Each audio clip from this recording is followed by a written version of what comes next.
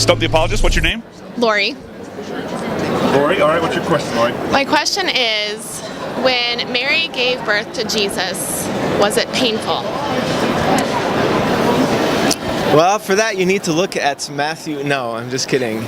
We have, this really enters the realm of, I would say, pious tradition and kind of devotional speculation, and the church does not make any kind of decision on that. Neither does Scripture tell us anything.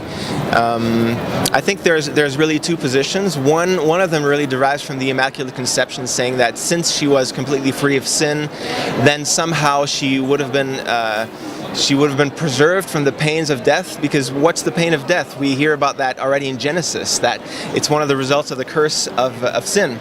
And so since Mary was sinless, she would have been preserved from this the pains of birth. The other possibility, the other position would be to say, well, yes, she was free from sin, but she was not free from the human condition. And so even though she was preserved from all sin, the fact that she fully identified as a woman, fully human and not divine, then she would have partook of human suffering, just like she partook of the incredible suffering in seeing the death of her son. She was not preserved from that. On the contrary, you might say that Mary suffered more than anyone else by seeing her beloved son die on the cross. And so from that perspective, why would she have been preserved from these initial birth pains if she was not spared the birth pains at the end of Jesus' life? So, had the fall not happened, if Eve gave birth, would there have been pain? Apparently not. I mean, I wasn't there, and neither am I a woman for me to know. Have you ever had your gallbladder taken out? Because I told it's very similar. No, I haven't. No, thanks be to gods. My guess would be no, because in Genesis 3, the pains of childbirth are presented as a direct consequence of sin. So how that would have worked, I'm not sure, but it seems that we have an answer there from Revelation.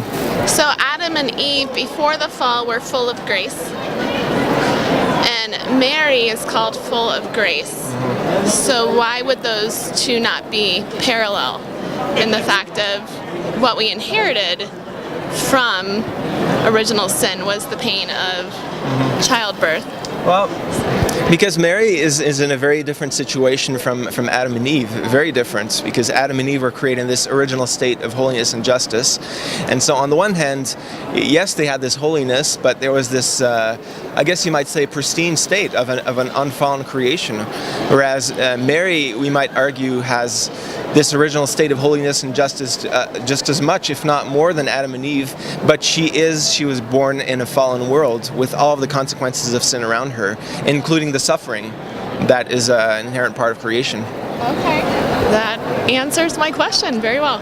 Thank you. You're welcome.